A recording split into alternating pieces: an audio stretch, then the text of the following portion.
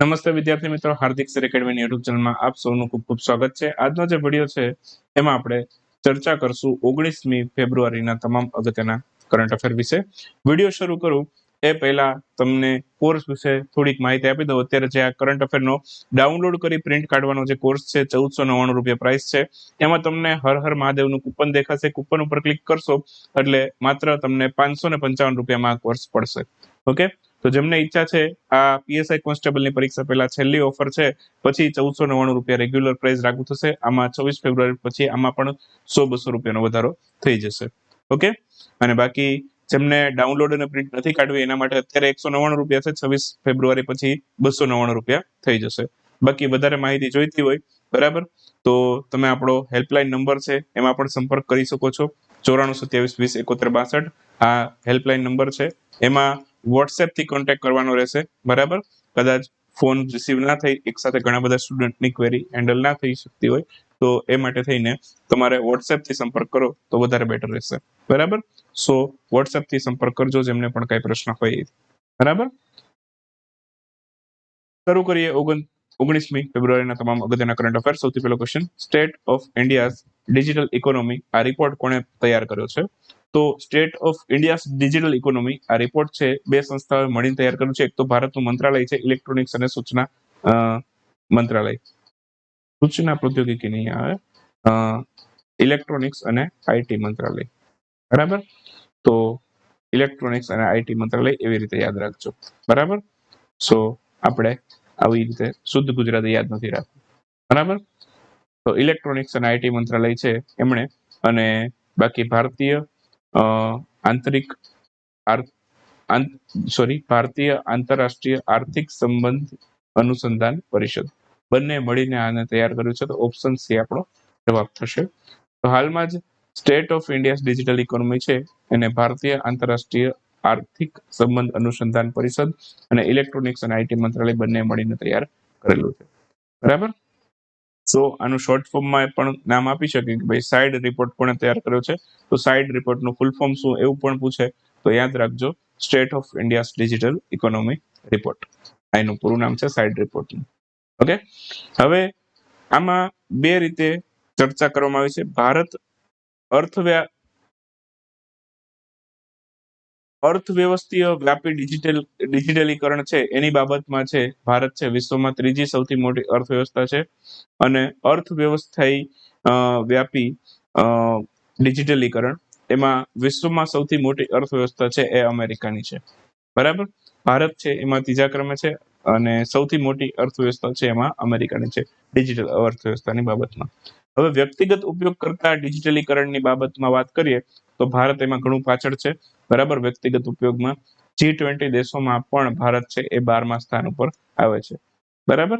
તો G20 જે group છે એમાં પણ ભારતનો ક્રમ કેટલામો છે? એમાં 12મો છે બરાબર. બાકી 2022-23માં ડિજિટલ અર્થવ્યવસ્થામાં ભારતનું જીડીપી નું યોગદાન છે એ કેટલું હતું? 11.4% હતું.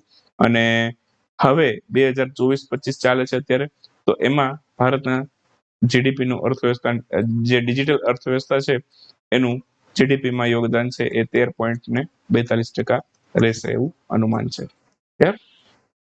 ચલો એના પછીનો question, soil health card day ની ઉજવણી ક્યારે થાય છે? તો 19મી ફેબ્રુઆરીએ સોઇલ હેલ્થ કાર્ડ ડે ઉજવાય છે. તો આન્સર આવશે 19 ફેબ્રુઆરી. આજે છે સોઇલ હેલ્થ કાર્ડ ડે. પ્રધાનમંત્રી નરેન્દ્રભાઈ મોદી દ્વારા 19 ફેબ્રુઆરી 2015 ના રોજ, આજે 10 વર્ષ થઈ ગયા છે બરાબર.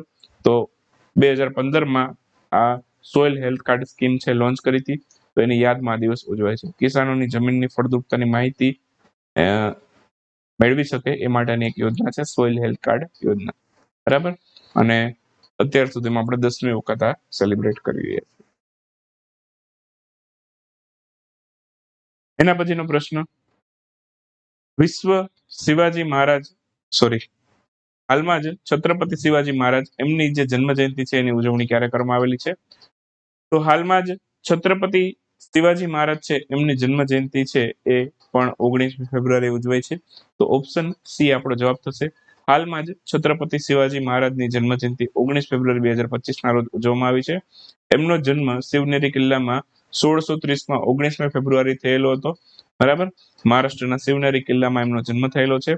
હાલમાં એમની 395મી જન્મ જયંતિ છે આપણે ઉજવી રહ્યા છીએ. એમની માતાનું નામ જીજાબાઈ હતું, બરાબર, અમને એમના પિતાનું નામ હતું શાહાજી, બરાબર. તો માતાનું નામ પિતાનું નામ પણ પરીક્ષામાં પૂછી શકે છે, બરાબર. અને મરાઠા સામ્રાજ્ય છે એમના સ્થાપક તરીકે પણ એમને ગણવામાં આવે છે. શિવાજીએ સુરત કયા કયા વર્ષે લૂંટ્યું છે એવું પણ પૂછે, તો 1664 અને 1670 બે વખત સુરતને લૂંટેલું છે શિવાજી મહારાજ, બરાબર. તો એટલી માહિતી આપણે એમના વિશે યાદ રાખીશું. ઓકે, વધારે પડતી આપણે ચર્ચા નથી કરવી, બરાબર. ક્વેશ્ચન આવશે તો એટલામાંથી આવી જશે.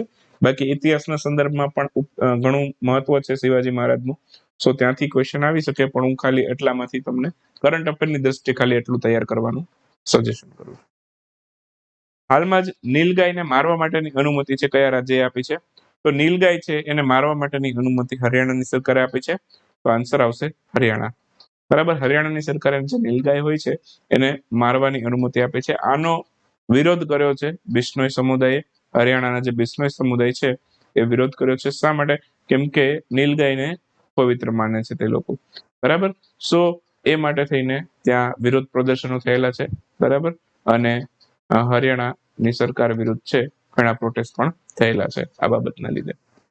થોડુંક હરિયાણા વિશે બીજું માહિતી યાદ રાખીએ તો સૂરજકુંડ મેળો છે એ હરિયાણામાં થયેલો છે. આંતરરાષ્ટ્રીય શિલ્પ મેળો છે સૂરજકુંડ મેળો, બરાબર. હરિયાણાના ફરીદાબાદમાં થાય છે દર વર્ષે. ભારતની સૌથી પહેલી ફેરેટ રિસર્ચ લેબોરેટરી આ પણ હરિયાણામાં તપાસે. ભારતનું સૌથી પહેલું સંવિધાન સંગ્રહાલય એ પણ ક્યાં આવ્યું? હરિયાણામાં આવ્યું છે. આંતરરાષ્ટ્રીય ગીતા મહોત્સવ પણ હરિયાણામાં ઉજવાયેલો છે. પ્રો કબડ્ડી લીગ ટુર્નામેન્ટ એમાં ટાઇટલ જીતનાર ટીમ હરિયાણા સ્ટીલર્સ છે, ઓકે. અને આંતરરાષ્ટ્રીય સરસ્વતી મહોત્સવ એ પણ હરિયાણામાં થયેલું. 3 મહોત્સવ ખાસ યાદ રાખજો, એક તો સૂરજકુંડ મેળો, આંતરરાષ્ટ્રીય ગીતા મહોત્સવ અને આંતરરાષ્ટ્રીય સરસ્વતી મહોત્સવ. 3 ક્યાં થયા છે? હરિયાણામાં થયેલા છે, ઓકે. તો આને ખાસ ધ્યાનમાં રાખજો. વિશ્વની સૌથી પહેલી કાર્બન ન્યુટ્રલ બેબીનું નામ જણાવો. સૌથી પહેલી બેબી કાર્બન ન્યુટ્રલ કઈ રીતે બની? કે એ જેટલો CO2 છે, બરાબર, એ એમિશન કરશે, એટલે કે પોતાના ઉચ્છ્વાસમાં આપણે કયો વાયુ બહાર કાઢીએ? કાર્બન ડાયોક્સાઇડ, બરાબર. તો એમના માતા પિતા છે, બરાબર, એ પર્યાવરણ પ્રેમી છે, તો એ એટલું વૃક્ષારોપણ કરશે, બરાબર. સો એટલા માટે થઈને જેટલો કાર્બન એ ઉત્સર્જન કરે છે એટલા કાર્બનનું વૃક્ષારોપણના માધ્યમથી શોષણ થઈ જશે, ઓકે. સો એટલા માટે એ થઈ કાર્બન ન્યુટ્રલ, બરાબર. શું થઈ? Carbon neutral, okay. તો જેટલો કાર્બન ન્યુટ્રલનો મિનિંગ જ એ છે કે તમે જેટલો કાર્બન છે, બરાબર, એનું ઉત્સર્જન કરો છો એની સામે સામે છે એટલો કાર્બન છે પાછો તમે એનું શોષણ કરાવી લ્યો, તો એ થઈ જાય કાર્બન ન્યુટ્રલ. તો કાર્બન ન્યુટ્રલ બનવા માટે ભારતનો લક્ષ્યાંક શું છે સાહેબ? તો કે 2070 નો છે. ભારતે એવું કીધું કે 2070 અમે કાર્બન ન્યુટ્રલ બનશું, એ પહેલા તો નહીં બનીએ, બરાબર. સો વિશ્વની સૌથી પહેલી કાર્બન ન્યુટ્રલ બેબી છે એમનું નામ છે આદવી, બરાબર. તો ઓપ્શન બી આપણો આન્સર થશે. હાલમાં જ આદવી છે, બરાબર, એ વિશ્વની સૌથી પહેલી, ભારતની તો સૌથી પહેલી છે જ, પણ વિશ્વની સૌથી પહેલી કાર્બન ન્યુટ્રલ બેબી બની જેનું નામ છે આદવી. કયા રાજ્યની છે એવું પૂછી શકે, તો તમિલનાડુ રાજ્યની છે, બરાબર. તો તમિલનાડુ વિશે થોડાક અગત્યના મુદ્દાઓ રિવિઝન કરાવી દો. જેમ કે એરફોર્સ ડે હતો 8મી ઓક્ટોબરે, બરાબર. સો એરફોર્સ ડે ની ઉજવણી તમિલનાડુના ચેન્નઈ ખાતે કરવામાં આવેલી હતી, બરાબર. ભારતનો સૌથી પહેલો વર્ટિકલ લિફ્ટ રેલવે બ્રિજ છે એ પણ તમિલનાડુમાં બન્યો, રામેશ્વરમ ખાતે. ભારતનો સૌથી પહેલો સમુદ્ર પણ આવેલો ગ્લાસ બ્રિજ એ પણ તમિલનાડુની અંદર બનાવવામાં આવેલો છે. પુથાંડુ ઉત્સવ તમિલનાડુમાં ઉજવાયેલો છે. આ ઉપરાંત કાર્તિકેય દીપમ ફેસ્ટિવલ પણ તમિલનાડુમાં ઉજવાયેલો છે.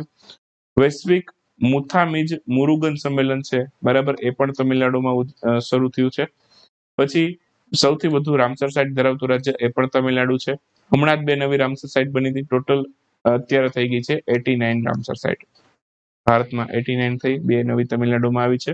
તો અક્કર કોટ્ટાઈ પક્ષી અભયારણ્ય, બરાબર, અને એક છે થેરથાંગલ પક્ષી અભયારણ્ય. આ બંને તમિલનાડુની નવી રામસર સાઇટ બની છે. સિંધુ લિપિને ડીકોડ કરનાર વ્યક્તિ માટે તમિલનાડુની સરકારે $1 મિલિયન ઇનામની જાહેરાત કરી છે. $1 મિલિયન એટલે કે 10 લાખ ડોલર, બરાબર, એ આપશે. કોણ આપશે? તમિલનાડુની સરકાર આપશે, ઓકે. હાલમાં જ નેપાળ દ્વારા હાઇડ્રો નેપાળ પ્રોજેક્ટ માટે કયા દેશ સાથે કરાર કરવામાં આવ્યો છે? તો હાઇડ્રો નેપાળ પ્રોજેક્ટ છે બરાબર. તો આ હાઇડ્રો નેપાળ પ્રોજેક્ટ માટે ફ્રાન્સની સાથે નેપાળે કરાર કરે છે, તો ઓપ્શન સી આપણો આન્સર થશે. તો હાલમાં જ નેપાળ હાઇડ્રો પ્રોજેક્ટ માટે ફ્રાન્સની સાથે કરાર કરવામાં આવેલો છે. હાલમાં જ ભારત, શ્રીલંકા અને નેપાળ આ ત્રણેય મળીને ભગવાન બુદ્ધ ત્રિનેશન ત્રિસેવા અભિયાન શરૂ કર્યું છે. ભગવાન બુદ્ધનું જન્મસ્થળ નેપાળના લુંબિનીમાં આવેલું છે. હમણાં જ નેપાળે પર્વતારોહણના અધિનિયમો છે એમાં ફેરફાર કર્યા, સંશોધનો કર્યા, એના કારણે નેપાળ ચર્ચામાં હતું. અંડર 19 આઈસીસી મહિલા T20 વર્લ્ડ કપ 2027 બરાબર એ ક્યાં થશે? એ નેપાળ અને બાંગ્લાદેશ બંનેમાં થશે.